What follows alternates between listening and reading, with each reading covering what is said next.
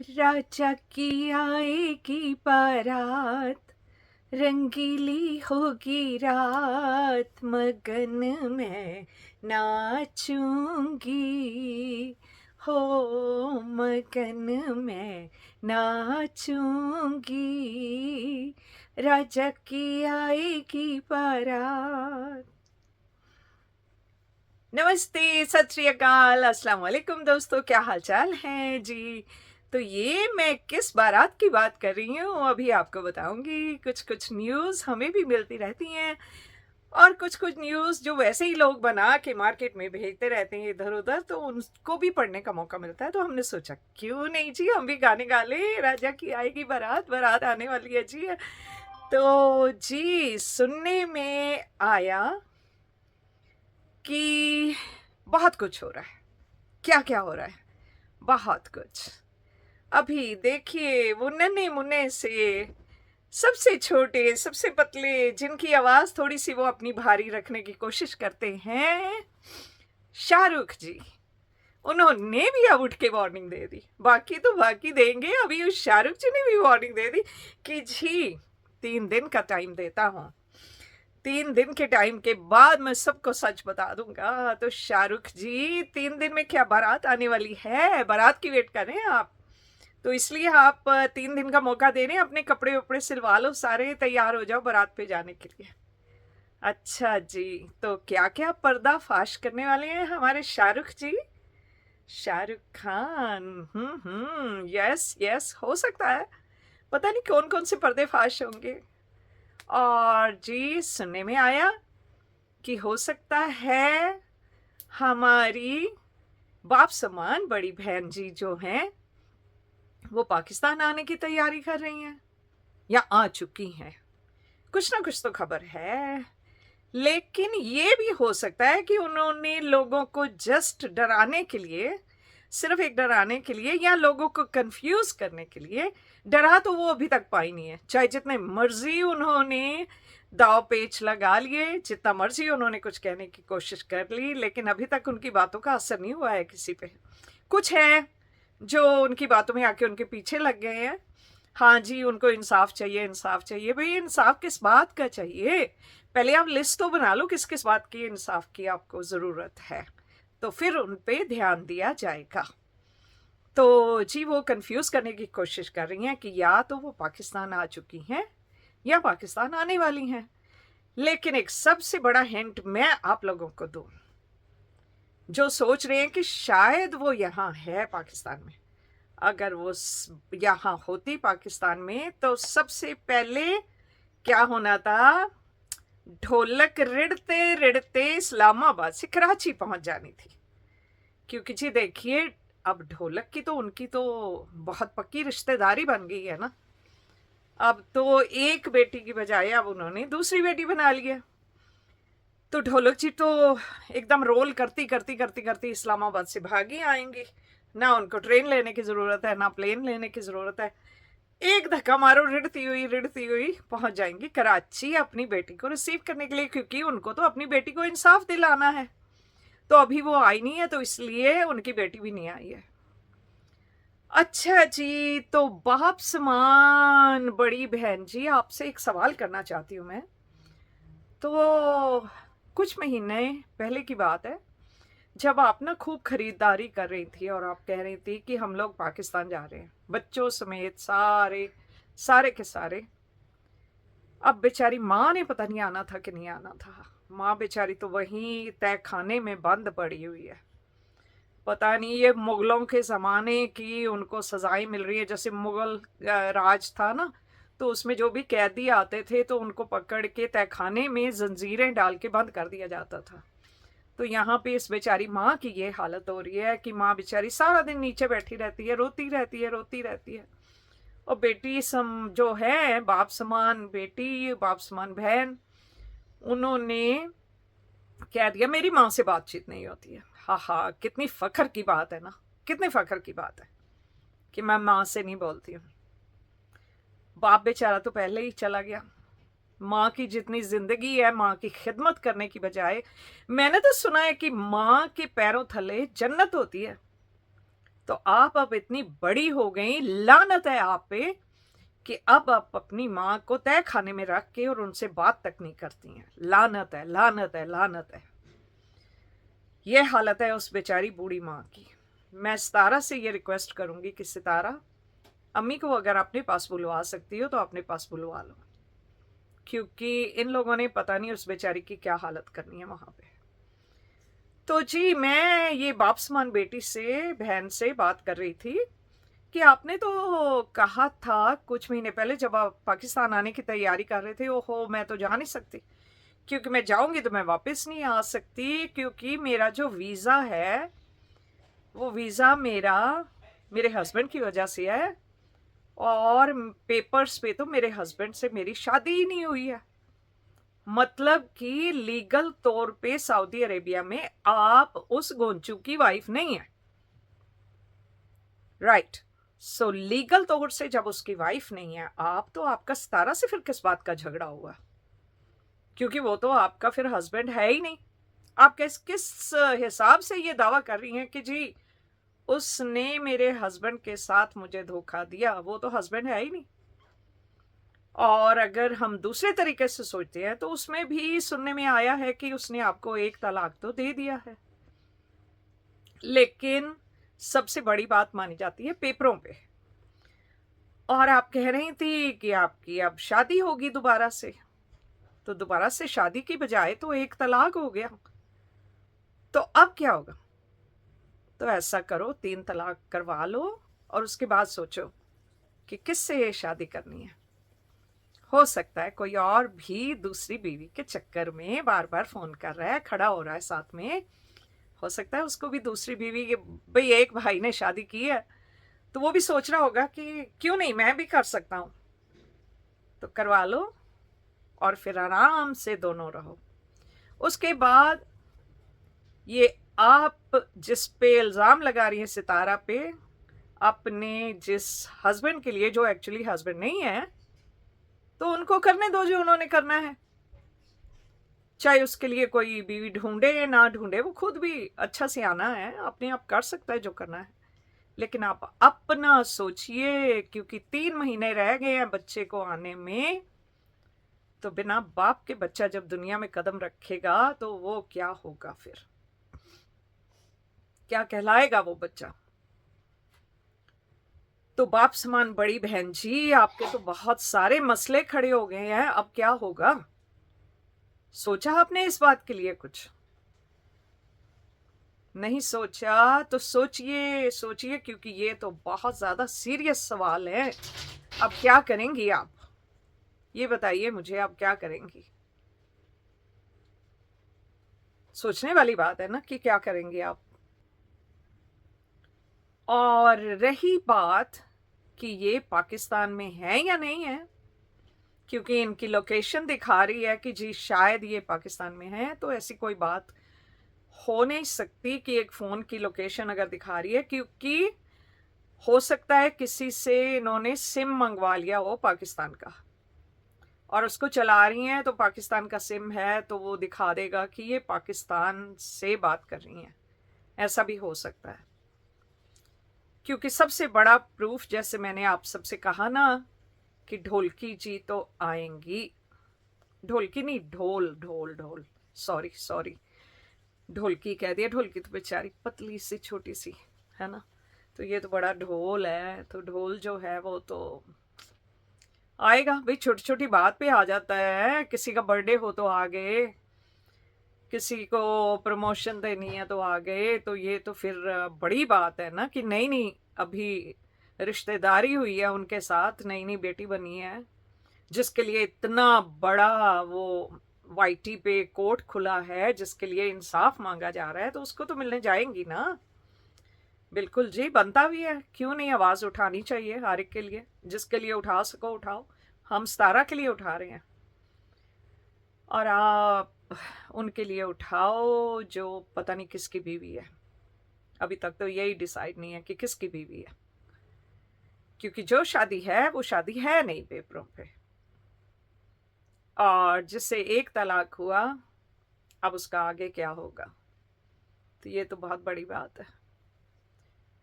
तो जी यहाँ पे सुनने में कल आया था जी, बाबर वगैरह और दिलबर उन्होंने कह दिया कि हमने नैना को मना कर दिया है कि हमारे घर में ना आया करे, लेकिन शाहरुख का दावा है कि जी मैं 3 दिन बाद ये बातें सब क्लियर कर दूंगा कि कौन आता है घर पे, कौन नहीं आता है, क्या होता है।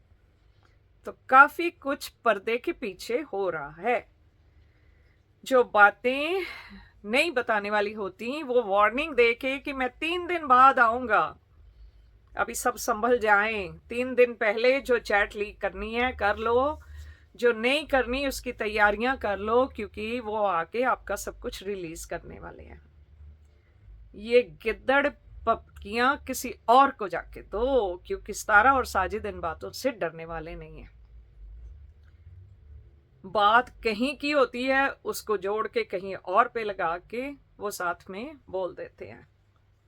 आप तो तैयारियां करो बारात पे जाने के लिए। बारात की तरफ से जाओगे या लड़की वाली की तरफ से? लड़की वालों की तरफ से जाओगे तो फिर गाना गा सकते हो, राजा की आई की बारात। और नैना तो अच्छे गाने वाने गा लेती है और तैयार भी हो जाती है, तो अच्छा है, शादी में जाएगी, लड़की को तैयार करेगी और अच्छी शादी वादी अटेंड करेंगे। इसी बहाने आप भी सऊदी घूम आना, बहुत कुछ हो जाएगा। तो जी बात ये है कि जितनी मर्जी झूठी धमकियां आई, झूठे प्रूफ आए, हर एक का मुंह तोड़ जवाब सपोर्टर्स ने भी दिया और सितारा की साइड से उसकी फैमिली ने भी दिया। आगे भी जो कुछ आएगा वो भी नकली होगा और उसको भी जवाब दिया जाएगा। हम लोग सितारा के साथ खड़े थे, खड़े हैं और खड़े रहेंगे। हमें कोई इतना डराने की जरूरत नहीं है, ना हमें ना सितारा को। कल मेरे पोस्ट पे 2 लोगों ने आके नेगेटिव कमेंट दिए, सिर्फ 2 लोगों ने, इतने हजारों में से सिर्फ 2 ने। एक ने तो बड़ी बदतमीजी से जवाब दिया, अरे ओ बीबी, इस्लाम पे बात नहीं करना। और जब मैंने उनसे पूछा, मोहतरमा आइए और मुझे बताइए, पिन पॉइंट करिए, मैंने कहा इस्लाम को गलत कहा? मैं किसी मजहब को बुरा नहीं कहती हूँ, मजहब कभी बुरा नहीं होता। और मैंने यहाँ तक कि एक गाना भी छोटा सा 1 लाइन बोला था, मजहब नहीं सिखाता आपस में बैर रखना। हिंदी है, हम वतन है हिंदुस्तान हमारा।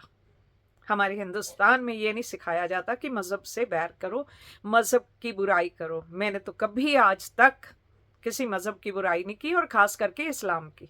और साथ ही में मैंने वहां कहा भी था कि इस्लाम तो पूरी दुनिया में माना हुआ है, तो यहाँ पे लोग ऐसा क्यों कर रहे हैं?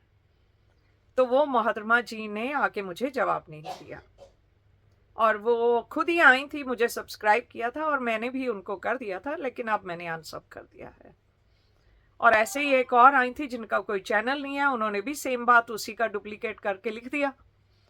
उनको भी मैंने पूछा, अरे मुझे बताइए तो सही कि कहाँ मैंने इस्लाम की बुराई की।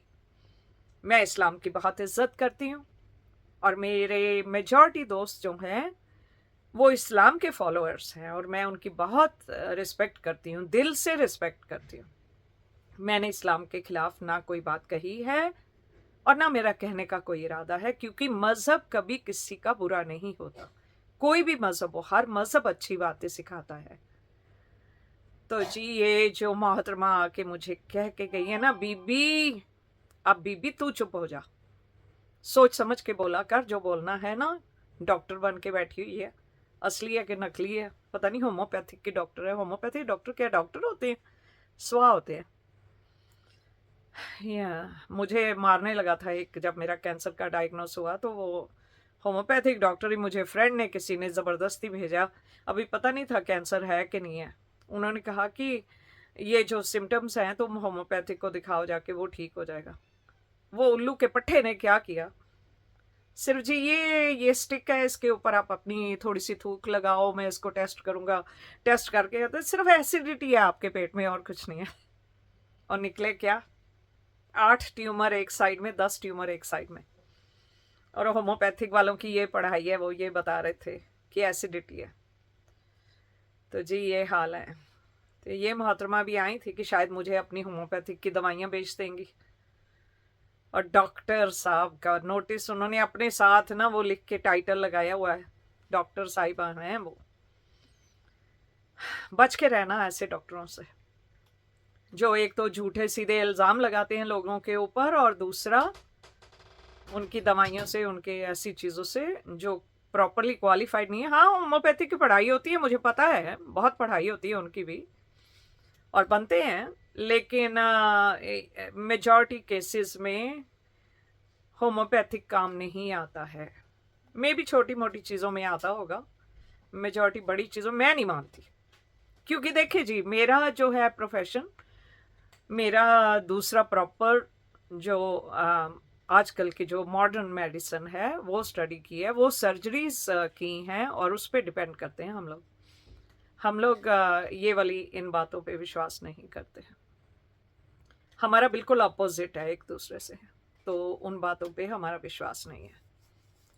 और देखिए, अगर यही बात होती तो इतने बड़े बड़े मर्ज हैं, बच्चे हैं छोटे छोटे, मैंने देखा है पाकिस्तान में बहुत से मेरे जो सब्सक्राइबर हैं आके, अभी भी एक हैं, उनकी बच्ची को बोन कैंसर का, अल्लाह शिफा दे उसको, उसको डायग्नोस हुआ है। तो क्यों नहीं फिर होम्योपैथिक वाले पहुंच गए कि लो जी, हम तुम्हें फ्री में दवाइयाँ देते हैं कि आ जाओ टेस्ट करो हमारी दवाइयाँ और देखो उससे ठीक होते हैं कि नहीं। अच्छी एडवर्टीजमेंट हो जाएगी, लेकिन नहीं, ये ज़्यादा नहीं कुछ कर सकते। हाँ, पेट दर्द हो, बच्चों के दांत निकल रहे हैं तो उसके लिए गोलियां होती हैं इनकी, वो चीज़ें, उतने तक इनका इलाज ठीक है, बाकी नहीं। कभी डिपेंड ना करना और अपनी जान खतरे में मत डालना, मैं तो यही सलाह दूंगी। बाकी आगे जिस जैसे आपकी अपनी मर्जी है, आप करिए। तो जी, वाईटी भी आजकल नई रिपोर्ट पढ़ने में आई थी, वाईटी पहले अलाउ करता था कि आप घर के नुस्खे दिखा रहे हैं, ये चीज़ खाओ इससे ये हो जाएगा, ये चीज़ खाओ इससे ये ठीक हो जाएगा। अब वाईटी चेक करता है कि आपने ये पोस्ट जो डाली है इसके साइड इफ़ेक्ट क्या हैं। कई जो घरेलू दवाइयाँ हैं ना, आम सी भी दवाइयाँ जो हैं, जैसे मेथी वगैरह है, मेथी भी लोग लेते हैं काफ़ी, कि भिगो के रखो उसका, सुबह पानी पियो तो डायबिटीज़ में फ़र्क है, या ऐसा कुछ कहते हैं कई चीज़ों पे। लेकिन वो बता रही हूँ कि वाईटी ने खास करके उनकी ईमेल में जो आया था ना, उसमें खास करके लिखा हुआ है कि अब जो ये घरेलू नुस्खे लोग बताएंगे उनको चेक किया जाएगा कि वो चीज़ें जो आप बता रहे हो उनका कहीं किसी की सेहत के ऊपर गलत असर तो नहीं पड़ने वाला, और उससे आपकी पोस्ट को डिलीट किया जाएगा। और अगर आप बार बार ऐसी चीज़ें डालोगे तो आपके चैनल को भी खतरा है, तो वो भी थोड़ा सा बच के रहिएगा। तो जी, आज वेट कर रही थी, सितारा जी की पोस्ट नहीं आई, काफ़ी देख रही थी बार बार मैं कि आज सितारा जी ने क्या लिखा क्या लिखा। उनकी अभी तक मुझे पोस्ट नहीं नज़र आई थी। सो आई होप सब कुछ ठीक ठाक होगा, हो सकता है डेकोरेशन वगैरह में लगी हूँ, कल उन्होंने कहा था व्लॉग में। तो wish you all the best आपके नए घर में, बहुत प्यारा घर है, और जो फर्नीचर भी लेके आई हैं, चाहे उसके ऊपर प्लास्टिक अभी चढ़ा हुआ है, लेकिन जो थोड़ा सा देखने में आया नज़र, बहुत बहुत अच्छा है। कलर बड़े प्यारे हैं उसके, और माशाल्लाह बहुत अच्छी चीज़ें हैं। अल्लाह आपको बहुत इसमें सुकून वाली ज़िंदगी इस घर में आपको दे, और आपके जितने ये पीछे पड़े हुए हैं ना, कहीं से ढोल रिड़ के आ रहा है और कहीं से और प्लानिंग हो रही हैं, जो भी हो रही हैं, फिक्र करने की ज़रूरत नहीं है। आपकी जो आर्मी है ना, आपके सपोर्टर्स की आर्मी, वो आपके चारों तरफ खड़ी है आपको कवर करके। आप तक पहुंचने से पहले उनको हम सबसे लड़ना पड़ेगा, पहुंचने नहीं देंगे आप तक, कोई आपका कुछ बिगाड़ नहीं सकता, और अल्लाह पाक है ना आपकी हिफाजत के लिए। बस आखिर में यही बात कहूंगी कि बेटा, लोगों से नहीं डरना, दुनिया में कभी किसी से नहीं डरना, जो बात कहनी है सामने मुंह पे कहो। जैसे अब देखो, मैंने भी वो मोहतरमा जो मुझे आके बीबी कह के बोल के गई, उनको भी कह रही हूँ, बाकियों से भी जो कहता है उनको सामने आके कहती हूँ, लोगों से कभी नहीं डरना। जो बात है सामने आके उनके मुंह पे एक तमाचा मारो। तमाचा ऐसे नहीं कि सामने हाथ लेके मुंह पे थप्पड़ मारा, वो चीज़ नहीं। फिजिकली हार्म नहीं करो, फिजिकली टच नहीं करो किसी को, क्योंकि उससे लीगल केस बन सकता है। लेकिन अपने वर्ड्स जो हैं, वो आपके वर्ड्स ऐसे पावरफुल होने चाहिए कि अगले के पास जवाब ना हो देने के लिए। तो जो भी बात हो, चुप करके ना बैठो, जो भी बात हो सामने आके उसका जवाब दो, अगर जवाब देने लायक है। जैसे मेरे लिए किसी ने बहुत गलत बातें की थी।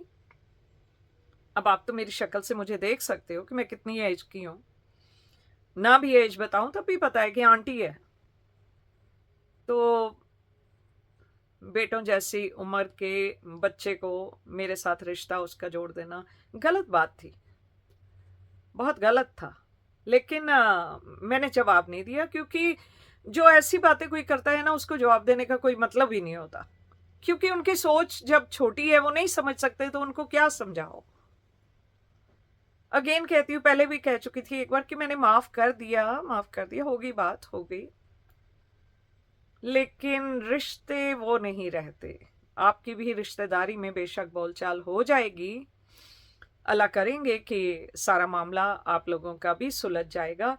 लेकिन एक बार जब दरार पड़ जाए रिश्तों में, तो वो रिश्ते वो नहीं रहते, और ट्रस्ट नहीं रहता है।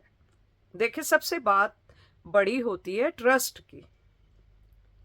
अब जब बाप जैसी बड़ी बहन उठ के एक एक बात की रिकॉर्डिंग करके और 4-4 5-5 महीने पीछे जाके उन रिकॉर्डिंग्स को निकाल रही है कि अब आगे क्या कहूं, ये वाला प्लान तो फेल हो गया, अब इसके आगे क्या बोलूं जाके, तो वो ट्रस्ट नहीं रहता है कि अब मैं नेक्स्ट टाइम बोलूं तो क्या बोलूं इसके साथ।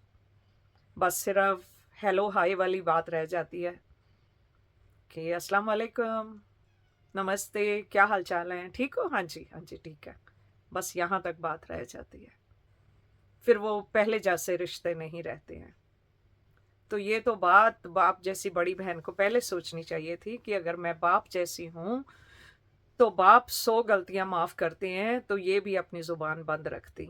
लेकिन जब इन्होंने नहीं रखी है, तो अब फिर खाएं जूते, वही बातों को बार बार दोहराएं और जूते खाती जाए, यही कर सकते हैं ना। लेकिन कोई फिक्र वाली बात नहीं है। जब आप गली से गुजरते हो, कोई अनजान गली से पहली बार जाते हो, तो बहुत से कुत्ते पीछे पड़ते हैं, भौंकते हैं, और जब आप चुपचाप वहां से निकल जाते हो तो वो भौंकना बंद हो जाते हैं। यही कुछ यहाँ हो रहा है। तो फिक्र करने की जरूरत नहीं है।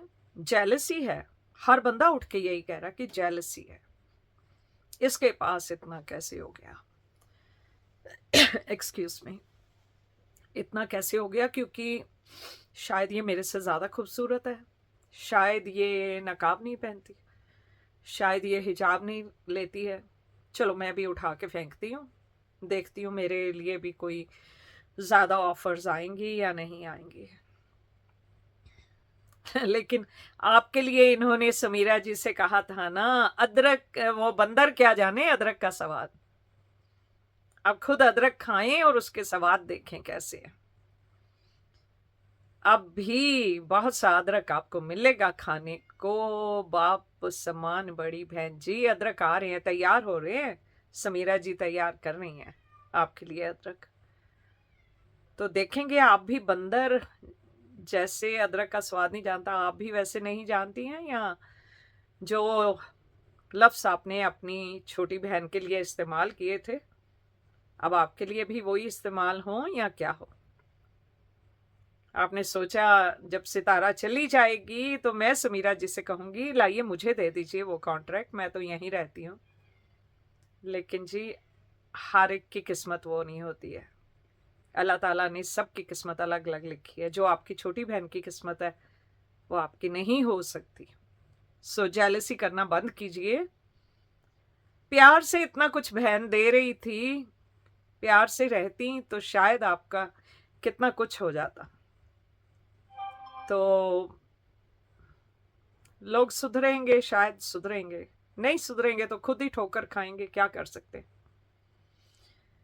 अपना बहुत सारा ख्याल रखिएगा सब लोग, सभी दोस्तों से। और सितारा जी, आपके व्लॉग की, आज के व्लॉग की वेट हो रही है। आई होप अब तक आ गया होगा या आप डालेंगी। घबराओ नहीं और मैदान में डटे रहो। अल्लाह आपका निगहबान हो। और आपको बहुत बहुत मुबारकबाद नए घर के शिफ्ट होने की और उसकी अच्छे अच्छे फर्नीचर की। और ये खुश रहो, अच्छे से रहो और खूब तरक्की करो। और इंशाल्लाह करोगी। जो थोड़ा बहुत पैसा चला गया, कोई बात नहीं, पैसा हाथ की मैल होती है, फिर आ जाएगा, इसमें कोई फिक्र करने वाली बात नहीं है। और साजिद को भी मेरी ओर से सलाम, बच्चों को प्यार। और बहुत अच्छा लगता है आप सबको एक साथ देख के। ओके जी, बाय फॉर नाउ, कल मिलेंगे।